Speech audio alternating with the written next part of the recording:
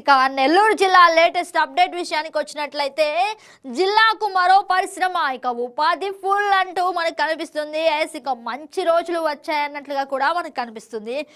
ఇక నెల్లూరు గురించి అంటే లేటెస్ట్ అప్డేట్ విషయంలోకి వెళ్లే ముందుగా నెల్లూరు ప్రత్యేకత ఏంటో తెలుసుకుందాం. పులికాట్ సరస్సు భారతదేశంలో రెండవ అతిపెద్ద ఉప్పునీటి సరస్సు. అలాగే వలస పక్షులకు ఇది ముఖ్య ఆశ్రయం. కృష్ణపట్నం పోర్టు ప్రముఖ వాణిజ్య కేంద్రం. అలాగే నెల్లూరు చేపల పెంపకానికి ఎంతగానో ప్రసిద్ధి. మనందరికీ నెల్లూరు చేపల పులుసు అంటే ఎంతో ఇష్టం. ఇక రంగనాథ స్వామి ఆలయం ఈ జిల్లాలో ప్రముఖ పుణ్యక్షేత్రంగా కూడా మనం చూడవచ్చు. ఇక నెల్లూరు జిల్లా లేటెస్ట్ అప్డేట్ విషయానికి వచ్చినట్లయితే నెల్లూరు జిల్లాలో ప్రారంభం కానున్న మరో కీలక పరిశ్రమ పబ్లిక్ ప్రైవేట్ భాగస్వామ్యంతో ఫిషింగ్ హార్బర్ అయితే ఏర్పాటు చేస్తున్నట్లుగా కూడా తెలుస్తుంది. ఇక రూపుదిద్దుకుంటున్న సాగర్ డిఫెన్స్ ఇంజనీరింగ్ పరిశ్రమ. అలాగే పరిశ్రమ నిర్మాణానికి శంకుస్థాపన చేయనున్న మంత్రి నారా లోకేష్. ఇక 30 ఎకరాల్లో మనం చూసినట్లయితే అంటే 30 ఎకరాల్లో 100 కోట్లతో ఈ పరిశ్రమ నిర్మించినట్లుగా తెలుస్తోంది. ఇక నెల్లూరు జిల్లాలో మరో కీలక పరిశ్రమ ప్రారంభం కానుంది.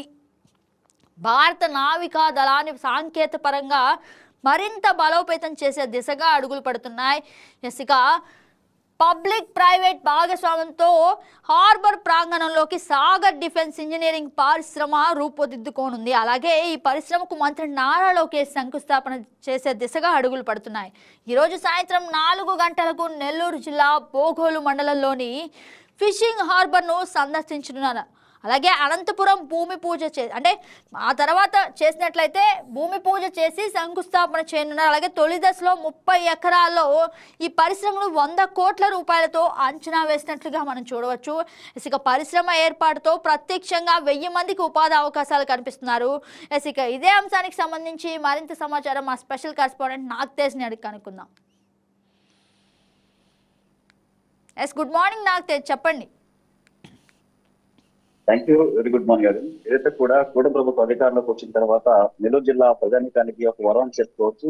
కూటమి ప్రభుత్వ అధికారంలోకి వచ్చిన తర్వాత వైపు సంక్షేమం అభివృద్ధి కూడా పెద్ద తరహాలు కూడా ముందుగా కనిపిస్తుంది. ప్రధానంగా నెల్లూరు జిల్లా వ్యాప్తంగా కూడా భారీ పరిశ్రమలు భారీ పెట్టుబడులు కూడా ముందుకు వచ్చి కనిపిస్తున్నాయి. వైపు తీర ప్రాంతంలో రామపట్నం పోర్టు, యువజన ఫిషింగ్ హార్బర్, మరోవైపు దదర్తి ఎయిర్పోర్ట్, మరోవిధంగా ఉదయగిరి నియోజకవర్గం, నియోజకవర్గం కూడా మొత్తం కూడా పెట్టుబడుల తరహా కూడా పరిశ్రమలో కూడా వెలువడుతున్న నేపథ్యంలో కూడా ఇటు నేడు మరో భారీ పరిశ్రమకు కూడా వైపు నారా లోకేష్ భూమి పూజ చేసి శంకుస్థాపన చేసినందుకు కూడా ఈ యొక్క పరిశ్రమ సంబంధించి పనులు ప్రారంభించినారు. ఈ యొక్క భారీ పరిశ్రమలకు జిల్లాలో ఉన్నటువంటి జిల్లా కలెక్టర్ తో పాటు ఎంపీ, మంత్రులు, ఎమ్మెల్యేల కృషి ఎంత ఉందని చెప్పేసి జిల్లా ప్రజలు కూడా హర్షం వ్యక్తం చేస్తూ కనిపిస్తోంది. ప్రధానంగా ఈ యొక్క పరిశ్రమల వచ్చినంత కూడా పూర్తి స్థాయిలో తమ ప్రాంత వాసులు కూడా ఉపాధి కల్పన ధ్యేయంగా కూడా ముందుకెళ్తూ పరిస్థితి కనిపిస్తోంది. పెద్ద మొత్తంలో విద్య అభ్యసించిన అనంతరం కూడా సుదూర ప్రాంతాలు వెళ్లకుండా కూడా తమ జిల్లాలోనే తమకు ఏదైతే పిల్లలకు కూడా ఉద్యోగాల అవకాశాలు రానున్న నేపథ్యంలో కూడా ఎక్కువ జిల్లా వాసులు హస్తం వ్యక్తం చేస్తూ పరిస్థితి కనిపిస్తుంది. ప్రధానంగా మనం చూస్తుంటే ఏదైతే సాగర్ డిఫెన్స్ అకాడమీ ఉంది, ఏదైతే మాత్రం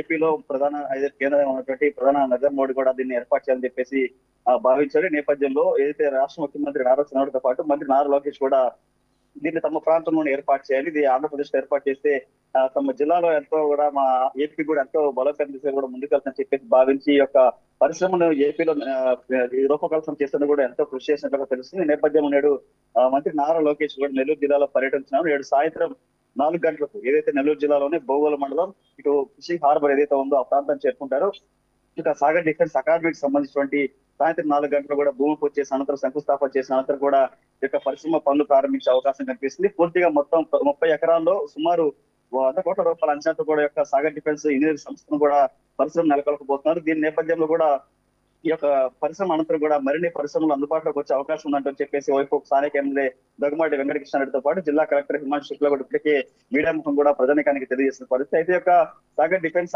ఏదైతే పరిశ్రమ నెలకొల్పడంతో కూడా ఇటు భారత నౌకాదళానికి మరింత బలోపేత దిశగా రక్షణతో పాటు ప్రత్యేకించి బంగాళాఖాతంలో ఉన్నటువంటి యొక్క తూర్పు తీర ప్రాంతాన్ని కూడా పెద్ద మొత్తంలో బలోపేతం చేసేది కూడా ఇది అత్యాధునిక సాంకేతిక కూడా బలోపేతం దిశగా కూడా ముందుకెళ్తుందని చెప్పేసి దానికి సంబంధిత అధికారులు కూడా తెలియజేస్తున్నారు. ఈ యొక్క పరిశ్రమ ఏర్పాటుతో అక్కడ ఉన్నటువంటి ఏదైతే స్థానిక మత్స్యకారులు కావచ్చు, ప్రత్యేకంగా పరోక్షంగా కూడా సుమారు 1000 మందికి కూడా ఈ యొక్క ఉద్యోగ అవకాశాలు కల్పించే అవకాశం కనిపిస్తుందని చెప్పేసి సంబంధిత అధికారులు వేసిన పరిస్థితి కనిపిస్తుంది. ప్రధానంగా ఈ యొక్క ఉద్యోగ అవకాశాలు కూడా కేవలం స్థానికంగా ఉన్నటువంటి తీర ప్రాంతంలో ఎవరైతే చేపల వేటకెళ్తారో అక్కడ చేపల వేటనే ఆవాసంగా చేసుకుని చేపల వేట తమ జీవనాధారంగా ముందుకెళ్తుంటే ఏదైతే కుటుంబాలు ఉన్నాయో వారిలో పెద్ద మొత్తంలో వచ్చేటువంటి విద్యార్థులు ఎవరైతే ఉన్నారో వారిలోనే ప్రయారిటీ అక్కడ ఉన్నటువంటి విద్యను అభ్యసించిన వారికి యొక్క సాగర్ డిఫెన్స్ అకాడమీ సంస్థ ఏర్పాటు అనంతరం కూడా అక్కడ వారికి ఉద్యోగాల అవకాశం కల్పించే సదుపాయాలు కల్పిస్తామని చెప్పి స్థానిక ఉన్నటువంటి నేతలు కూడా చెప్తున్నారు. మొత్తానికి ఓవరాల్ గా చూసుకుంటే కనుక జిల్లా వ్యాప్తంగా కూడా భారీ పరిశ్రమల యొక్క రూపు సంతరించుకుంటుంది.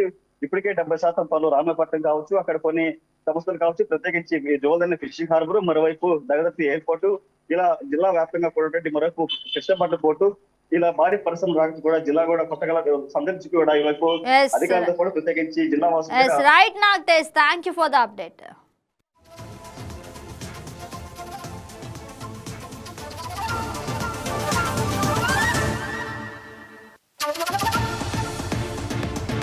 Please subscribe to YK TV Network. Please subscribe to YK TV. Please watch YK News. Don't forget to subscribe YK News channel.